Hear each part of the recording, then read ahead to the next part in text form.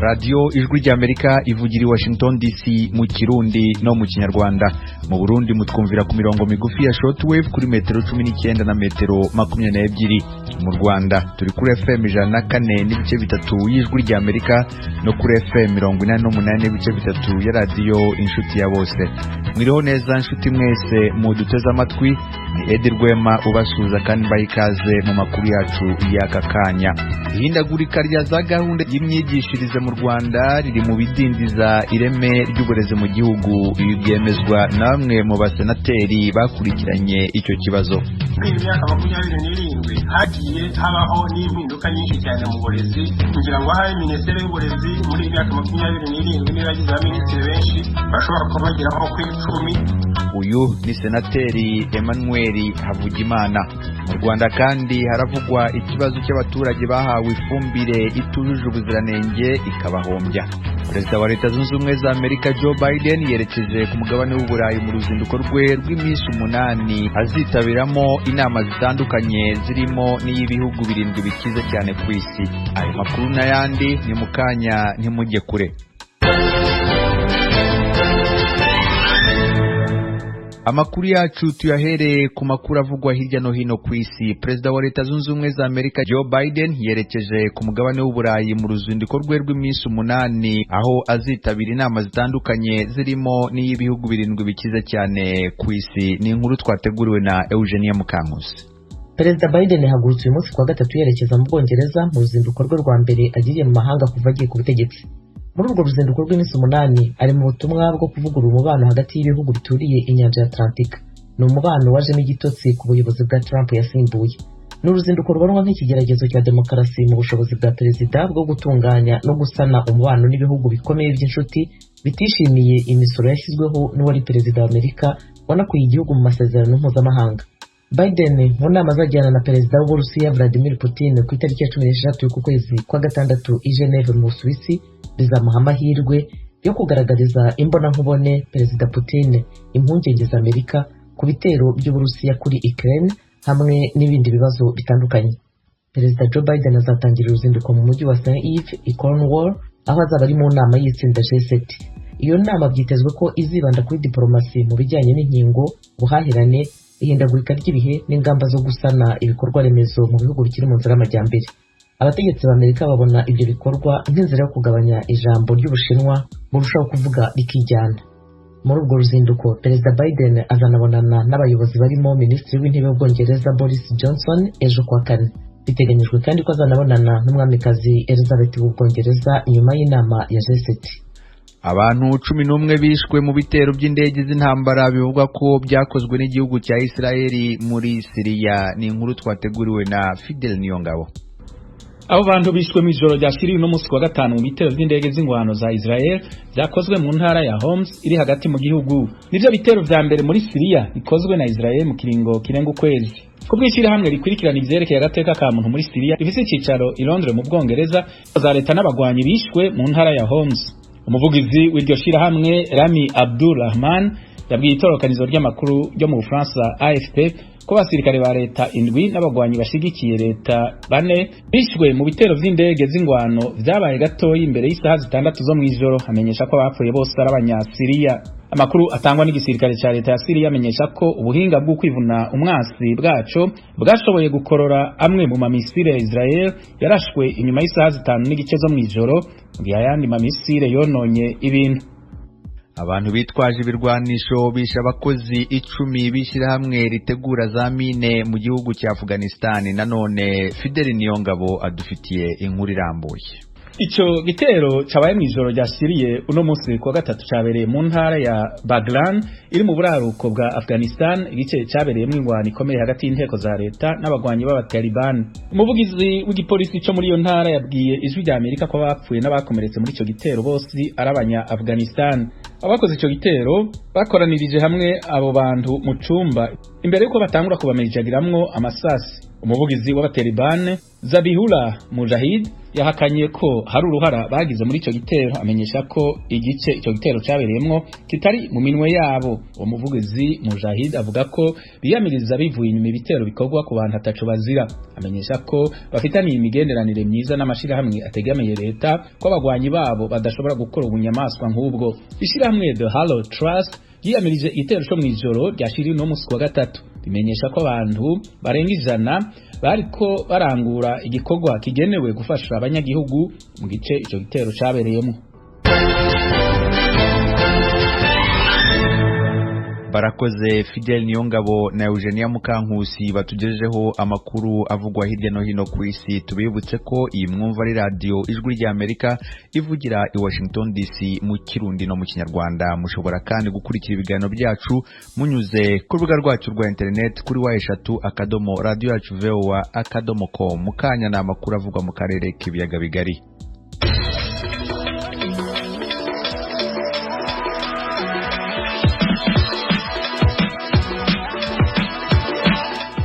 Ireme ry'uburezi mu Rwanda rishobora kuba ridindizwa n'ihindagurika rya za porogaramu z'uburezi za hato na hato, bigatuma abanyeshuri ndetse n'abarezi batamenya umurongo uhamye batindaho.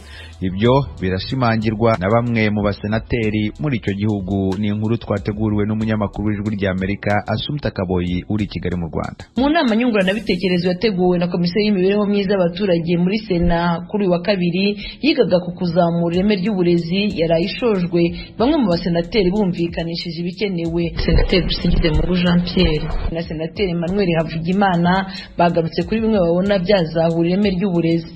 Ikindi gituma ireme ry'uburezi rizamuka ni na abarimu ubwabo byaragaragaye ko kubateza imbere, guteza imbere amasomo bahabwa bifite akamaro, ariko n'imibereho yabo. Hari aho usanga amashuri yita ku mibereho y'abarimu, muri ayo mashuri ugasanga ireme ry'uburezi rizamuka kurusha andi mashuri, nko koroherezwa kubona icumbi, kubona isoko ryihariye, nariya twe tubona mu nzego z'umutekano n'ibindi. Ibyo bigatuma abarimu bagira motivation. Abarimu nabo bakwiye guhabwa agahimbazamusyi gafatika. Umuntu ntajya mu bwarimu kubera ko yabuze ikindi kintu akora. Hari benshi twaciye mu bwarimu, iyo ukora umurimo utishimye ukumva utawushaka, abana bigo batukagura gusa. Uruhare rwo guhinduranya porogaramu ntitindeho ni zimwe zagaragajwe n'abasenateri mu bizambya ireme ry'uburezi. Nabyo Senateri Havugimana arabyumvikanisha. Muri iyi myaka 27 hagiye habaho n'impinduka nyinshi cyane mu burezi. Ngira ngo hari Minisiteri y'Uburezi muri iyi myaka 27 n'iragize abaminisitiri benshi bashobora kuba bagera nko ku 10 mu myaka 27 bari mu wayene y'imyaka 2.7 hari kuri buri mu minisitiri, kandi buri wese akagenda asa n'ahazana reforme ahindura ibintu, bahindura indimi. Ugasanga rimwe na rimwe n'abarimu babishyira mu bikorwa basa naho bayawe icyo bakora, ugasanga hari ibitabo bimaze gutanga amafaranga bakabibika. Ibi bibazo aba basenateri bagarutseho ni nabyo akenshi abarimu ndetse n'ababyeyi bakunze gusobanurira guverinoma. Urebye ikibazo ubundi ni amafaranga, naho ubundi kwiga uburezi uzi ukuntu ari n'akazi keza. Ejo bundi haje abana twigishije hano baje ugasanga aratanga ingura cyari mwarimu, kubera iki? Nawe azi ko imibereho ya mwarimu ikaze, arumva urwego agezeho wowe wakabaye umurusha.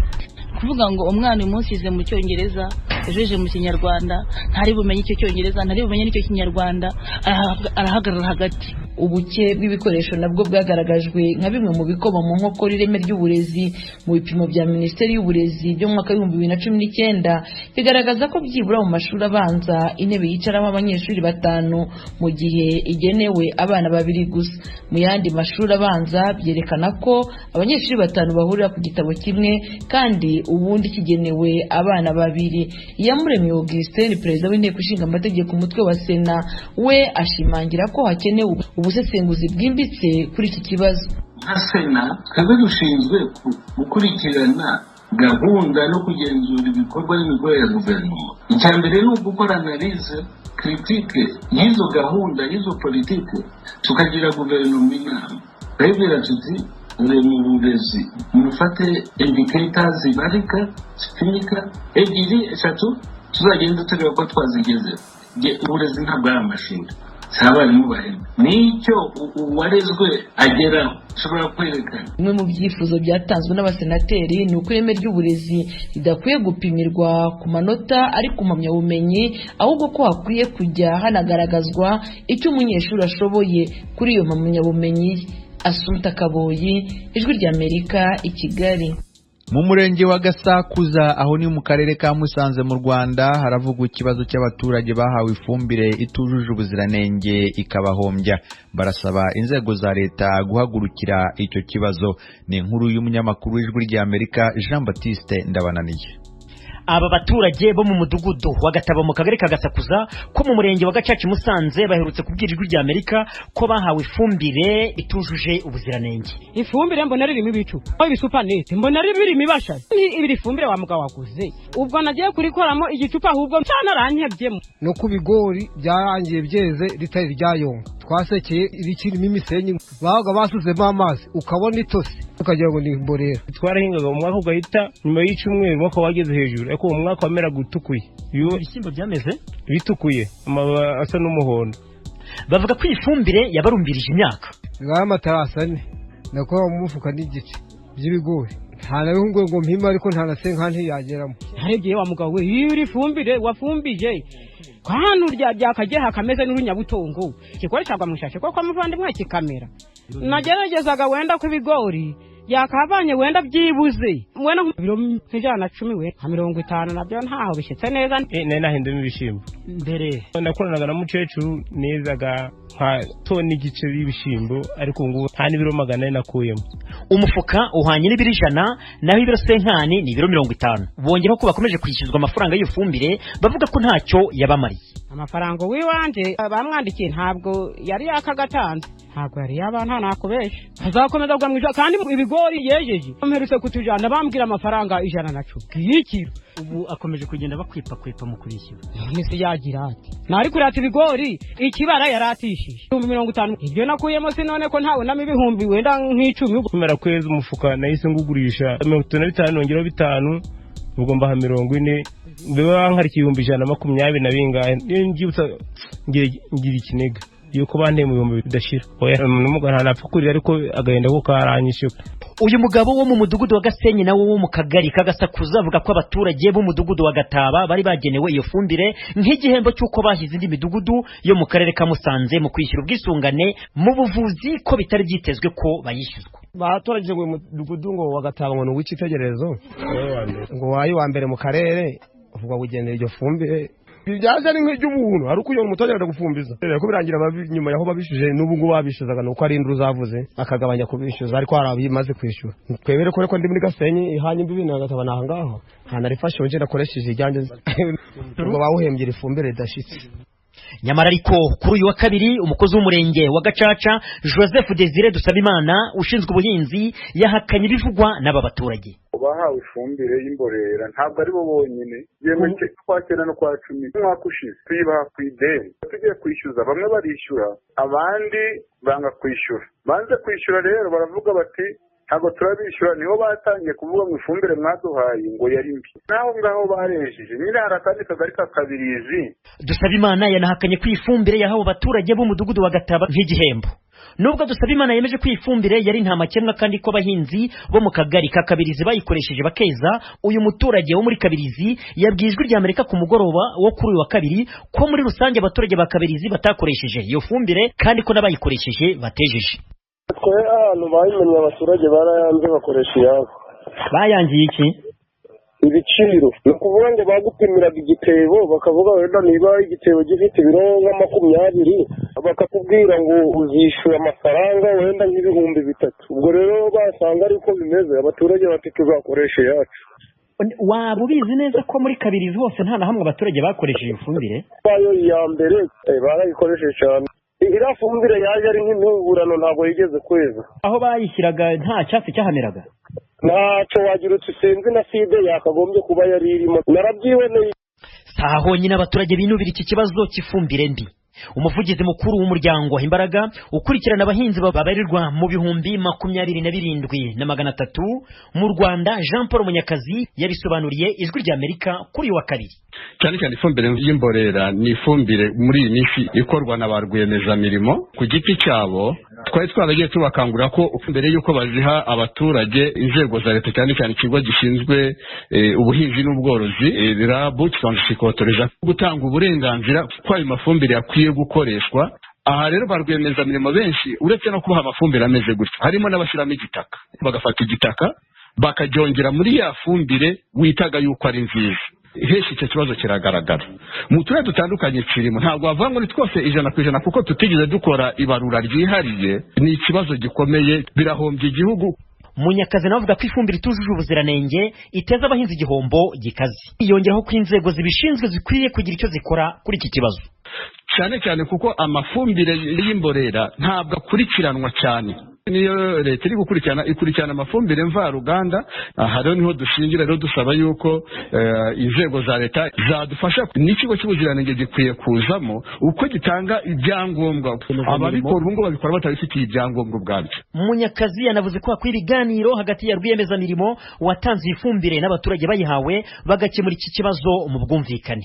Twagerageje kuvugisha RAB, ikigo cy'igihugu gifite mu nshingano guteza imbere ubuhinzi, kuri uyu wa kabiri kugira ngo twumve icyo kivuga kuri iki kibazo, gusa ntabwo cyatwitabye. Jean Baptiste Ndabananiye, Ijwi ry'Amerika, i Musanze.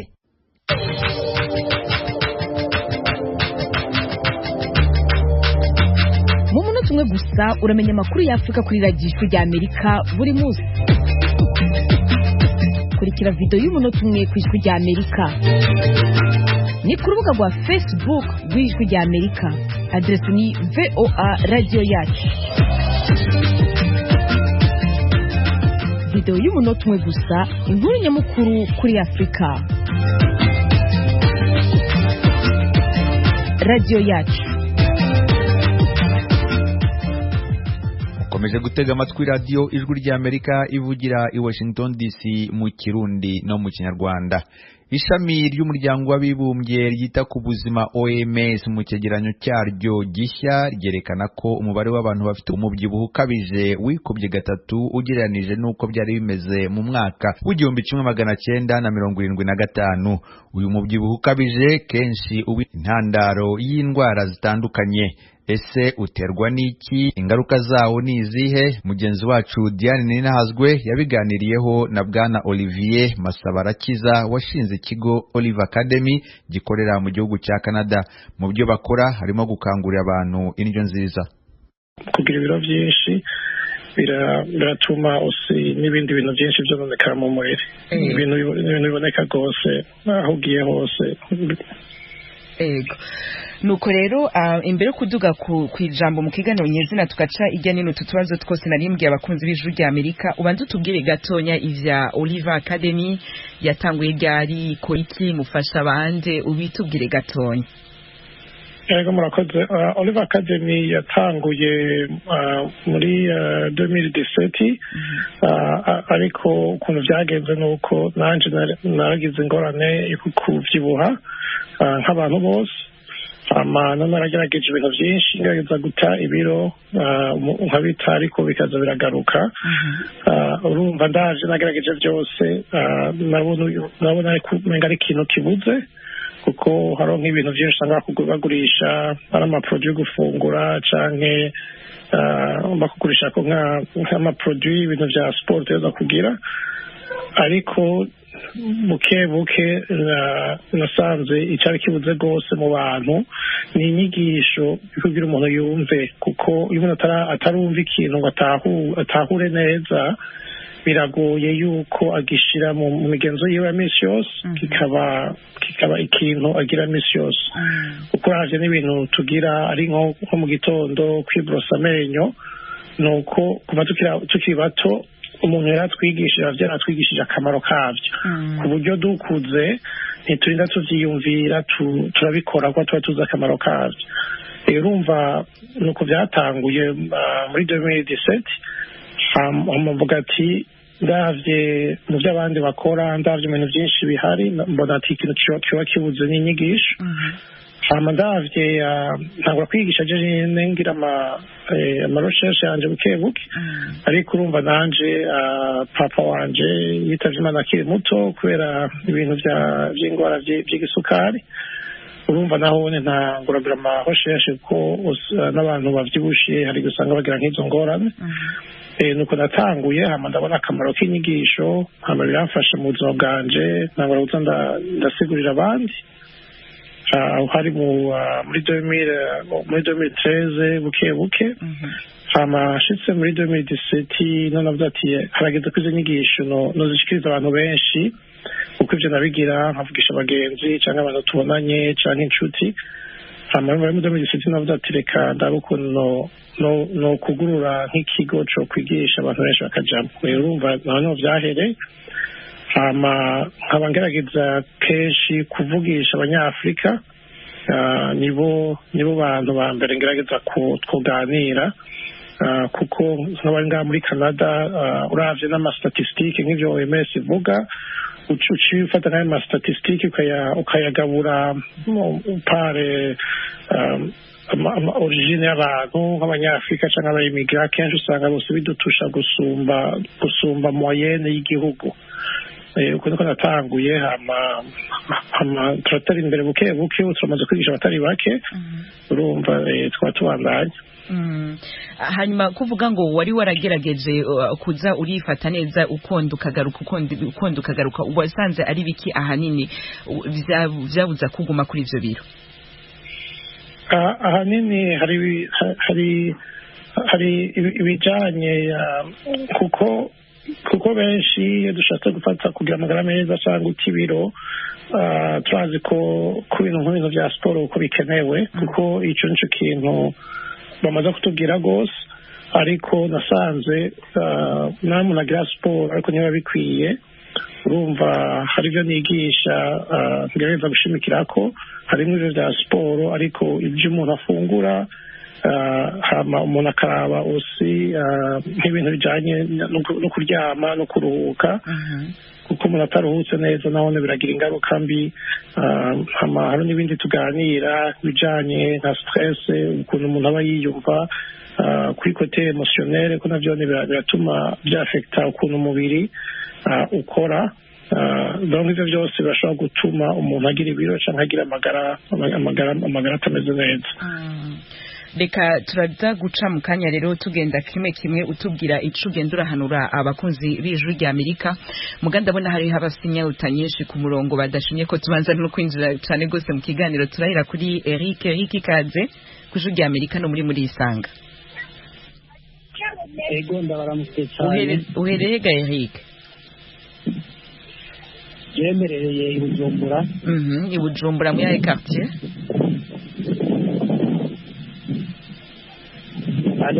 Munye muyahe quartier ya Bujumbura ndumva hari akayaga kenshi mu micungaro ya Tanganyika mu micungaro ya Tanganyika ariko haraduze gatoyi hafi yo mu Carama bahita Mitenga ndahabona nuko rero twagutumiriye Olivier uno musi akwishure utubazo twawe dutandukanye